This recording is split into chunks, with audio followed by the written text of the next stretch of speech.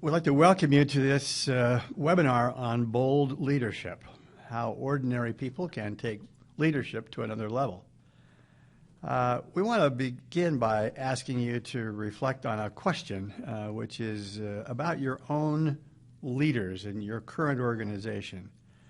If we were to ask you kind of how you would assess their degree of boldness, first of all, are they very bold? Are they kind of average? Are they more timid than bold?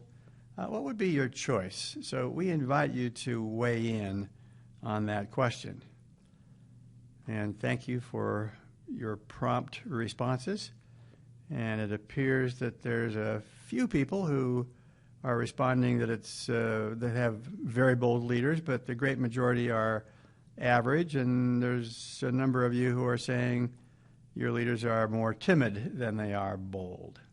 Well, that gives us a kind of a good starting place. It lets us know that this is a topic that may warrant serious consideration. As we thought about this webinar today, we thought maybe it would be helpful if we started out by defining what bold behavior looks like.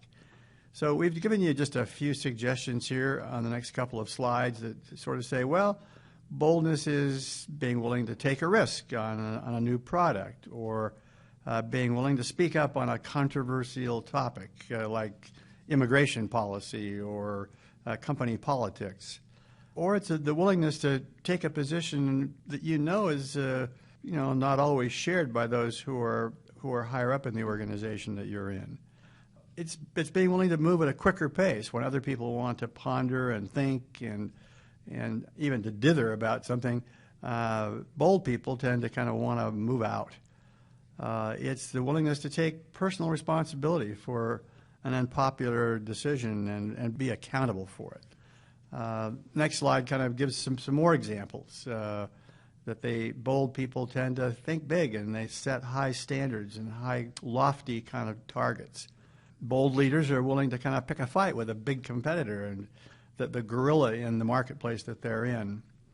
And so anyway, you see these examples of that's what we mean by people who exhibit bold behavior. Now, Joe and I kind of, in thinking about this, looked inside of our 360-degree feedback database and found that there were a number of items that we think put together became kind of a scale that would describe bold leaders. And so these behavioral characteristics that we brought together, we have listed there on this slide that you're looking at. That begins with a willingness to challenge standard approaches, creating a climate or an atmosphere of continual improvement, and so forth. You see the rest of the items that together have combined to make this way we're measuring the degree of boldness that leaders exhibit. This idea about bold leadership came to us from a good friend, colleague, Kevin Wilde, who a few years ago contacted us and said, that he'd been thinking about this topic and wondered what we knew about it, and if we would be interested in working with him on trying to develop some ways of pushing that idea further. And so we did, and we're delighted to have Kevin join us on this webinar today. He's joining us by phone. And so, Kevin, we're delighted to have you, and we particularly are interested in your experience, having served as the Chief Learning Officer of General Mills, before that General Electric, now also teaching at the Carlson School in Minnesota. We're very eager to hear your views on bold leadership. Hi, this is Kevin Wilde, and happy to be part of the conversation on bold leadership here. On this whole topic of bold leadership, it's something I've been following over the years, and I'd have to start with saying, usually as I've seen bold leaders, they come out during times of craziness and challenge, and a few years ago I had such a request from the head of international at General Mills asking to help their leaders to learn to be bolder. And it brought me back to a number of years back in my General Electric days of a great bold leader, really in a crazy time. by context, it was 1984. At that point, I was rotating through a series of roles, and I was actually a frontline supervisor in manufacturing in the magnetic resonance, or the MR plant that GE had just started. It was in a startup mode. It was the first full year of production, and the place was absolutely crazy. Anyone who's been involved in a manufacturing plant startup know that. It was our first full year of producing MR machines. We had only made a few in the prior year, and we had committed to produce 24 of really the first generation of MR machines that were out there for hospitals. But it was a challenge, and in fact, to the point that a number of people believed we couldn't do it. There was an article actually passed around that a number of Wall Street analysts had said there's no way they can make that many of this new technology. Every day was a crazy day of missing parts, not enough employees, constant production revisions going on. But in the midst of that craziness, my boss, named Joe, who was the shop manager, really demonstrated bold leadership. He did it in his way. It was a calmness under that craziness. But what I noticed is, it was bold leadership. He kept us focused. He reminded us always of the bigger picture, what we're trying to do here. Every disappointment, every delay was seen from his point of view as an interesting challenge, but one that he patiently would work through and keep everyone energized. He was patient, but he was also relentless. It was an environment of no excuses. He drove for results and reminded us about our clear accountabilities, and was very candid when things were going well with what we were producing and when things weren't. Finally, amidst that relentless drive to get things done and focus, Joe was also inspiring, and he was very trusted. He was quite transparent in what he was thinking, what was going on. He connected well with the team and individuals. He always made time to coach. You always got the sense that Joe had your back to make things better. And as I look back now on all the things I saw from Joe as a bold leader, it was a powerful combination that made a difference to me, to the team, and clearly to the business. Well, thank you, Kevin. And this is Joe Folkman, and I think all leaders who are named Joe are bold. Actually, that's not true. Yeah, right. But that is a great example of a bold leader. And when Kevin and I first started this project with Jack, we were just discovering this and looking at the impact of bold leadership. Now, I want to show you a slide, and using the scale that we created with those 7 items, what we did is we looked at the effect of bold leadership, and we measured the effect on 42 leadership behaviors. So we measured the extent to which a person was not bold, 1st through the 9th percentile, or extremely bold, 90th through 100th percentile. What you see in that data is leaders who are not bold, their average leadership effectiveness on those 42 items is below the 10th percentile. But leaders who do act bold, who have that characteristic, are above the 90th percentile. There's a tremendous value for bold leadership, and it has some amazing influence. Now, the second question we started to ask ourselves, well, great, you have a manager who's a bold leader. How does that make you feel? Are you engaged, or are you afraid? Are you threatened by that? Well, we looked at that data. So this next graph shows you, again, bold leadership. Now we're looking at 49,000 leaders here. So it's a huge study. But what you see there is if you work for a bold leader, your engagement, and you're at the 90th percentile, one of the boldest leaders, your engagement is around the 80th percentile. You love your job. You are willing to do more. You are satisfied with this job, and you're not thinking about quitting. If you don't work for a bold leader, if your leader is timid, your satisfaction is around the 22nd percentile. Huge variance there. And so you can see the bolder the leader, the more engaged the direct reports. The next chart shows you intention to leave. So would bold leaders cause people to leave? No, actually, timid leaders encourage people to leave. You can see that if you're in the 1st through 9th percentile on bold, almost 50% of your people are thinking about quitting. And if you're at the 90th through the 100th, it's just about 12%. So you can see that trend, and again, that's with 49,000 leaders. In the last slide, what we're looking at there is discretionary effort. Every day when people come to work, they decide, are they going to give you the minimal amount possible to keep their job, a little bit more than that, or 120%. This is the percentage of people that give you 120%.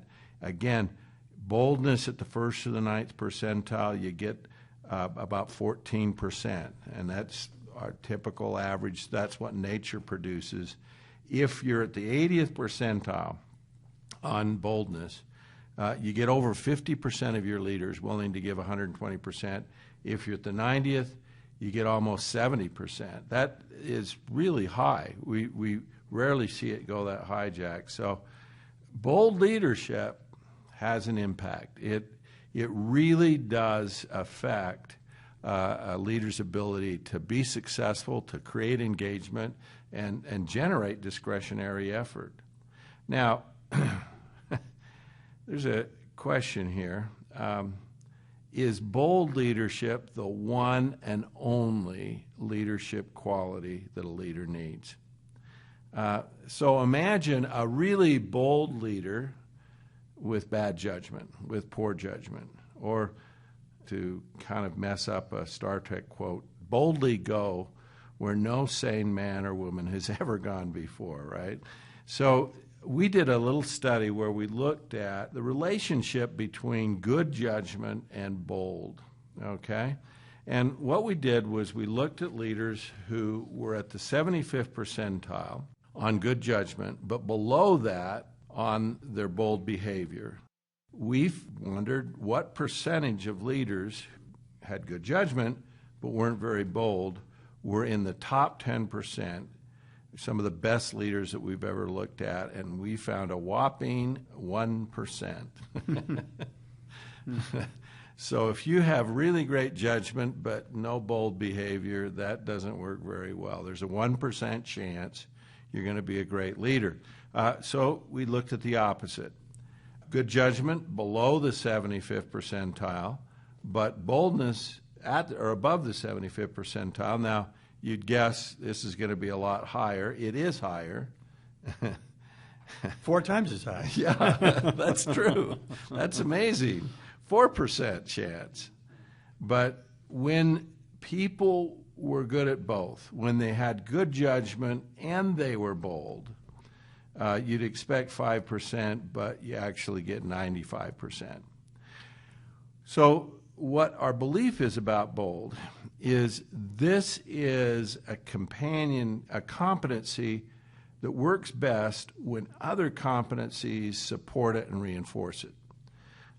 If you think about boldness and honesty and integrity, boldness and relationship building, boldness and strategic perspective, boldness and technical expertise, it really is this sort of magnifying behavior, this accentuating behavior, but by itself, it's a disaster. All right. Next, we would like to take you on just a brief tour of where in the world are these bold leaders. And so the chart that you're looking at on the screen right now shows you by country the percentage of bold leaders who are in the top quartile on boldness in these various countries. And United States, 32%, Asia underneath that, 17%, all the way down to Africa at about 5%. So we see some fairly dramatic differences. The next slide kind of makes it a little more detailed and a little more granular look at that analysis. And you see now a list of country by country, the percentage of bold leaders in that country. The lowest percentage, we're starting out there with New Zealand and then Slovakia, and you see them kind of gradually getting higher. And then the second list, those countries with the highest percentage of bold leaders, starting out with China at 33%, then the United States at 32%, and so on and so forth. It was interesting, Jack. As I looked through that data, I didn't find a country without a bold leader. Right. And so they there's a percentage. I mean, they're more prevalent in some cultures than others, but every country had some. Yeah, and now we turn to another dimension, and that is the question about are there gender differences when it comes to boldness? And the following data may be a bit counterintuitive to some of our listeners today, but our data would show that indeed women overall exhibit more boldness than do men. And while that difference is not huge in absolute terms, it is very statistically significant because it's a very large database. So unless we think that women are more timid and more cautious than their male counterparts, that just isn't so. I've noticed that at my house. Yeah, I've noticed that at my house as well.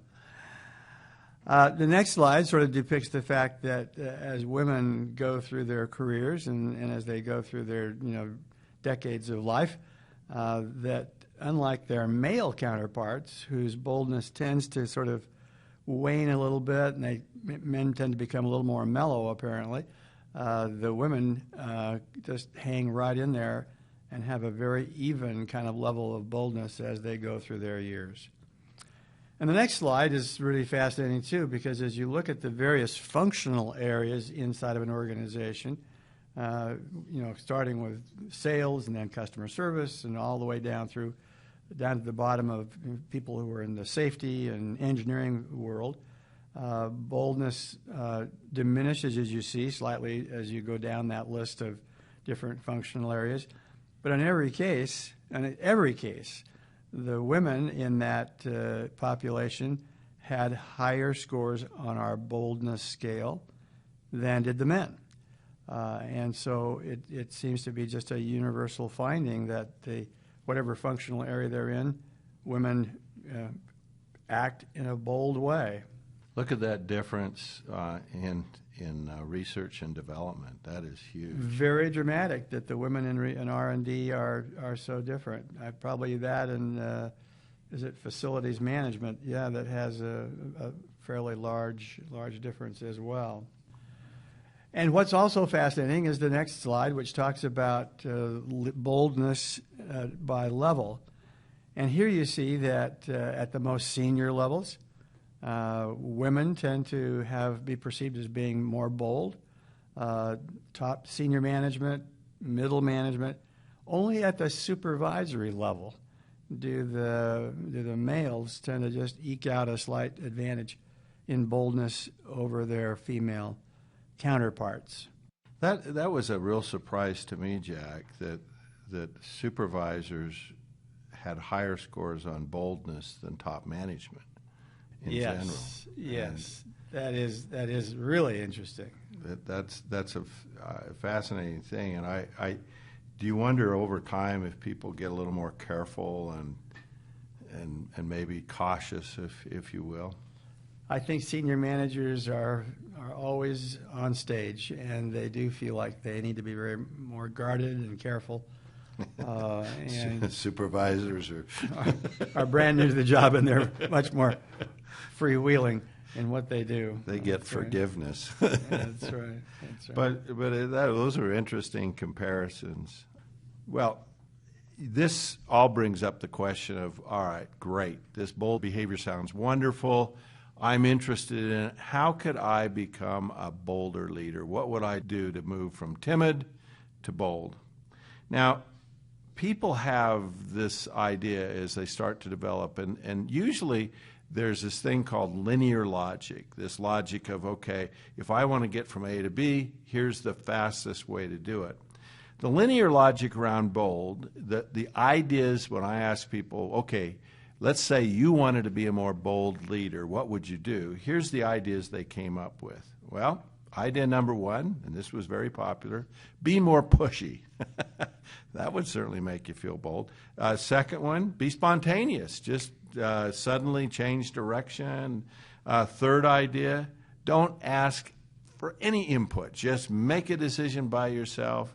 And the fourth one, don't do what's expected. Just kind of do this crazy thing that no one expects. Well, actually, those would probably work. The problem is there's side effects. There's probably enormous negative side effects. And the problem is that you start to do those behaviors, you will be bold, but you'll also be a jerk, an obnoxious jerk, and not very well liked. So the question really is, how does a leader become more bold without turning into an obnoxious jerk? And Kevin, as we dove into this research originally, he asked the same question, and we started to kind of go through that, and I've got Kevin on the phone again to help us talk through what he did in his initial work with leaders to help them make that transition from timid to bold. So, Kevin? Hi, this is Kevin Wilde again, and I wanted to contribute some thoughts about the journey I've been on in helping leaders become bold. And in this development journey, I would consider it bolder. So I don't see it as an on-off switch of leadership. It really looks at how you could take who you are and the combinations you have today and how to make it bolder that makes sense to you and your challenges. In looking at the combination, I will go back to my earlier story about being asked at General Mills to be part of the conference, help our international leaders be bolder, as well as some of the work I've since been doing at the Carlson School about leadership and bold leadership. First thing I'd say is I think bold fits in the context of three things. And this fits very well with a Zenger-Folkman approach. Number one is I think about leadership. It starts with you have to be better. And better is, first of all, checking for fatal flaws. And there could be fatal flaws related to the lack of boldness, but just whatever those, what I call them derailment factors, that's the place to start. But I think then the combination is you just can't settle for eliminating weaknesses and being average. You've got to get bigger. So it's better about of eliminating fatal flaws, and then it's bigger in terms of building on your strengths, finding those things that are towering. The other thing, though, I've noticed is just getting bigger at strengths in and of itself isn't as important as the things you do to be bolder and more effective as a leader. So that, to me, is the trifecta combination there: better, bigger, but then bolder. At General Mills, we did do this conference. We did an analysis. We had Zenger-Folkman help us early on the research of what made an effective, bold leader. And again, I'll say effective, bold leader. It wasn't just reckless boldness. And we found three things that were very true. Number one, they were very good at giving direction. Number two, they really had a drive for results. And number three, they were inspiring people. The work started with about 300 international leaders. We then expanded it to look at well over 200 of our international R&D leaders. And then finally, we also looked at our worldwide global business service leaders. And from those three different groups, we learned and evolved this thinking about how one becomes effective as a leader with bigger, better, but also bolder. And as I now translate that, as I'm doing work helping the executive MBA program at Carlson, I look at those three things and say, better is that mindset of you can grow beyond a realm, and bigger is those strengths. But among the towering strengths, figuring out which combination of those would help you with bold and judgment. And that is one thing. And finally, on my second slide here, I want to share is as time went on and I was doing this work, I did go back to the international leader and say, this is great as we continue to invest in boldness and encouraging our leaders to do that. And the leader stopped me and said, well, I want bold, but I don't think I want people bold on everything. So I think there's a caution I want to add to the story. Well, I would encourage everyone to think about how you could be bolder and more effective in your own way. It's not running around and jumping into boldness on everything. It's being selective. So I think of it as a portfolio. One, you can't keep your head pulled in as a turtle and being safe in everything. You do have to step out. And I think that's where judgment comes in. I think you have to figure out where to be bold, where things matter, and you want to step into these different techniques and combinations. But know that it's selective boldness that matters.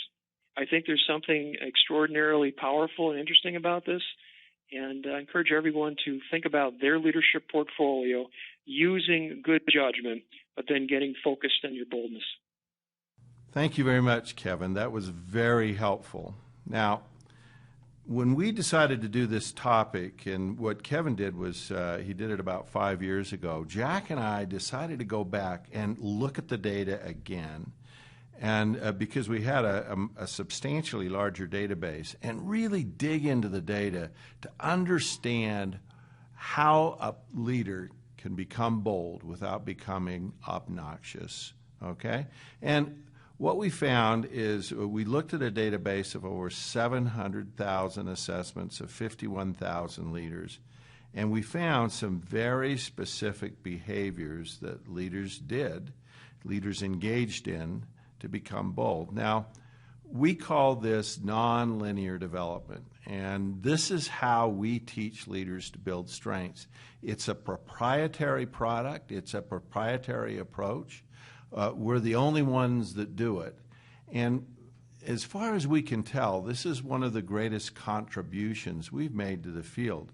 What it does is it gives you the process of how leaders can really make and become bold, but not become obnoxious. And we're going to talk about these 8 companion behaviors, and we're going to go into them one at a time. Now, as we do this, we're going to describe that behavior, and we're also going to give you a developmental suggestion for what you could do. Our idea on this is that you would select one of these that would help you to become a bolder leader. So be aware of that as we go through these. And let's talk about the first one, and it's drive for results.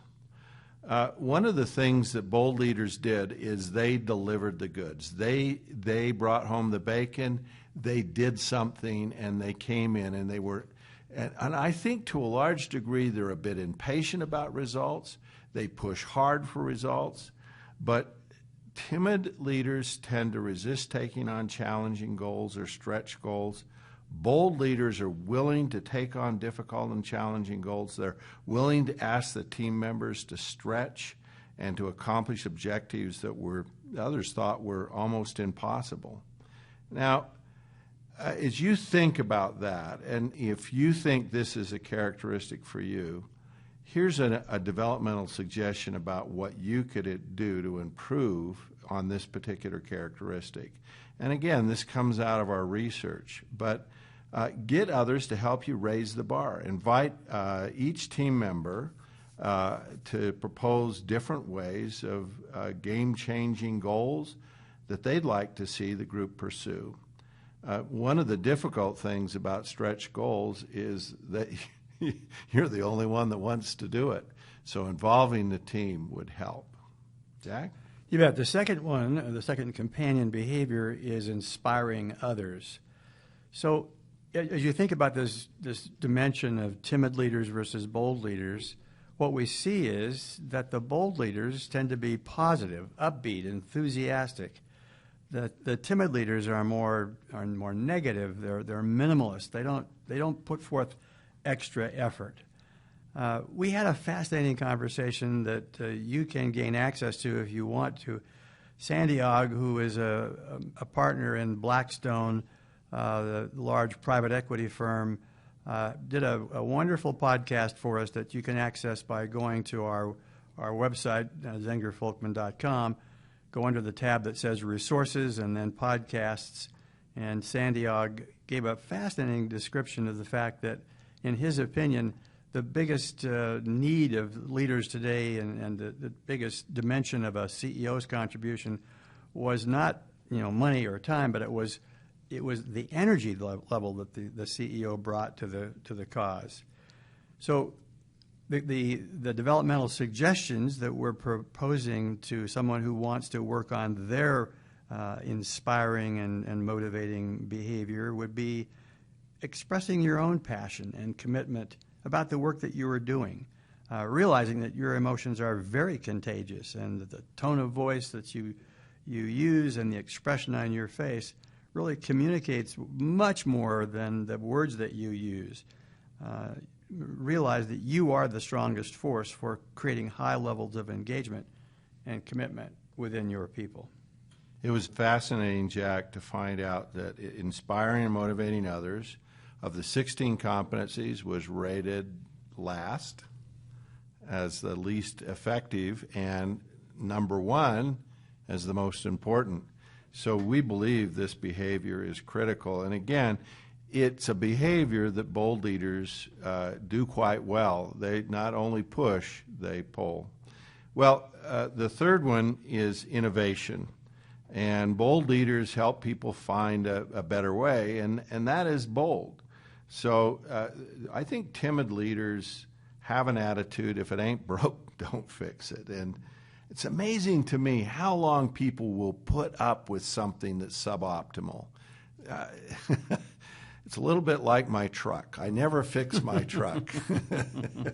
But it always costs a lot. It's an old truck. I don't drive it very much.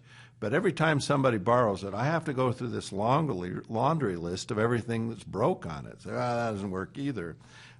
It's amazing in organizations how often people put up with processes that don't work very well, but they just use them. And so bold leaders constantly look for ways to help the team increase their productivity and quality. Their attitude is there's always a better way. The developmental suggestion is to ask challenging questions. Most innovative ideas challenge existing practices, processes, and approaches. Be willing to ask other team members in their thinking about fresh, new ways to accomplish something.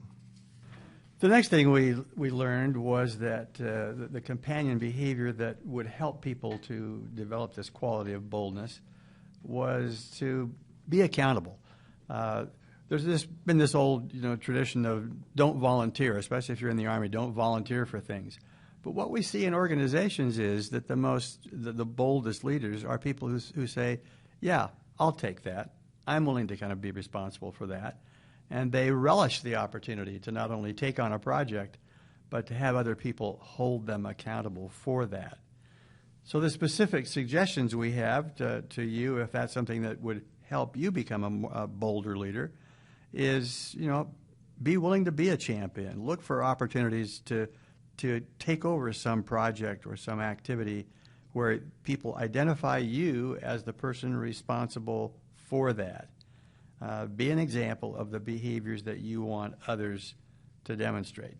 I'm always impressed by leaders who will raise their hand and say, I'll do that. I don't like to do that. I still want to be bold, but I just don't want to volunteer often. Well, I'm volunteering to do the next slide, Jack, and it is a strategic perspective. Bold leaders have a clear vision of the future. They understand where they're headed. Now, timid leaders understand where they're headed, but they don't remind people. They figure, well, I've told them once this year, so I don't need to tell them again. Bold leaders are a broken record. They constantly remind people about the vision, where they're headed, how they're going to get there. That is bold, reminding people about that vision and having people stay committed to that vision. The developmental suggestion here is be an informant. Help your team understand key information about what is happening outside your organization with customers, competitors, and suppliers around the world, and help them to see the trends and brainstorm how your organization will respond to the ever-changing external environment. The next thing we learned was this distinction between those leaders who are internally focused versus those who are externally focused. Timid leaders seem to be much more inclined to be inward-looking and to always be, paying attention to the internal processes and procedures, whereas the bolder leaders seem to be much more focused on the outside customer, the outside world.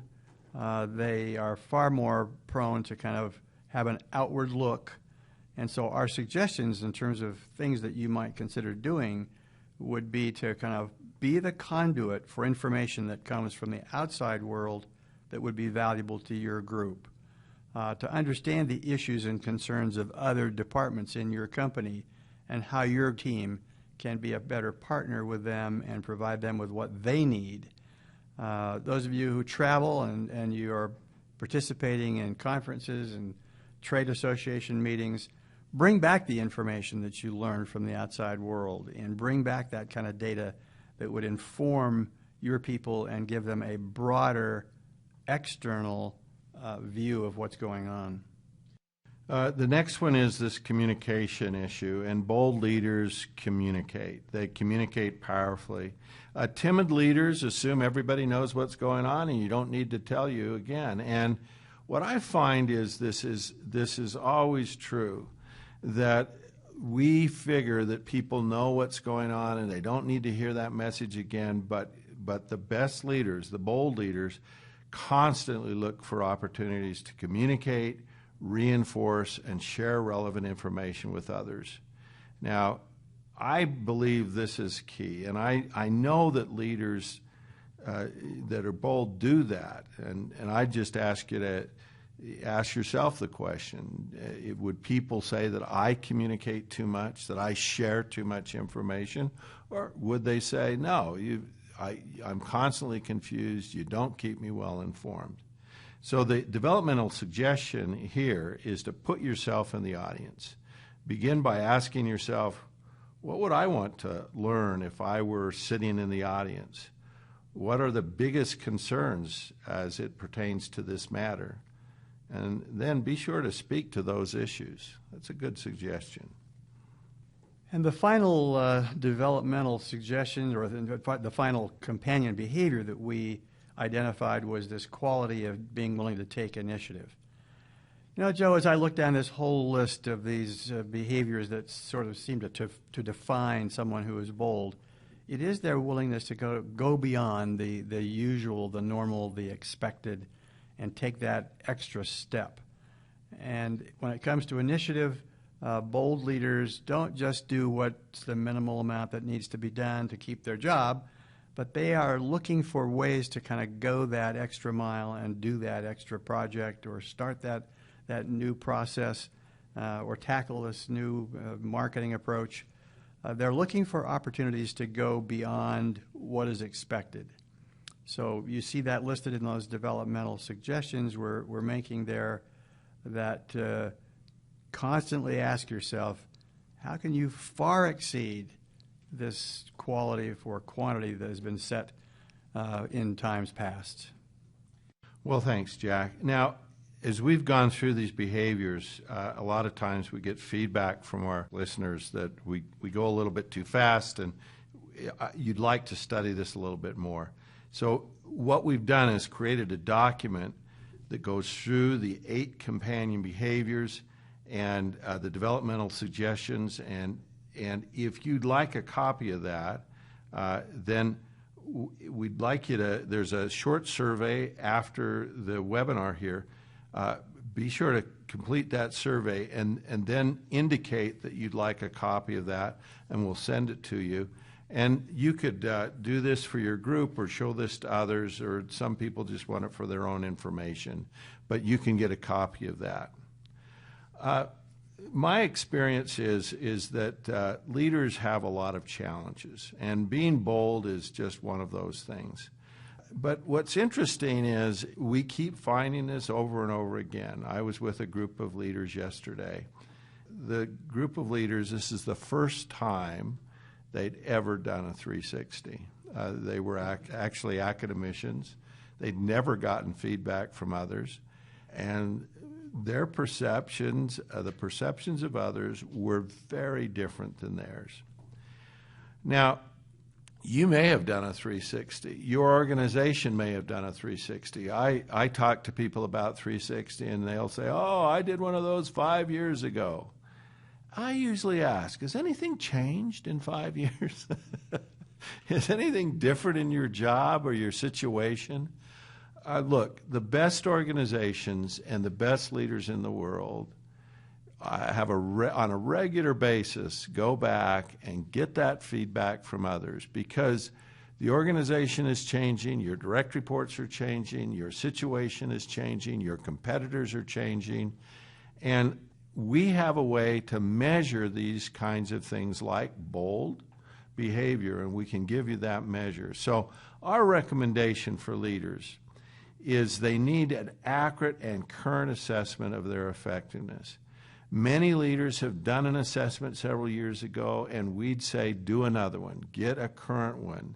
And we know that if you can do that, you can move from an ordinary leader to an extraordinary leader, but you need to know where you are now, and that 360 gives you that GPS signal about you are here now. So we encourage you to increase your feedback, to look at development as a continuing goal. We asked a group of executives, Jack, recently, what percentage had a development plan? Do you remember what that percentage was? About 8%. Ooh. If you don't have a development plan, you need one, and because that helps you grow and learn. And so we believe in that in our organization. We know how to help leaders build strengths, and we hope that you've enjoyed this webinar about bold leadership. So let us know if you have questions or observations about this. Thanks so much for attending.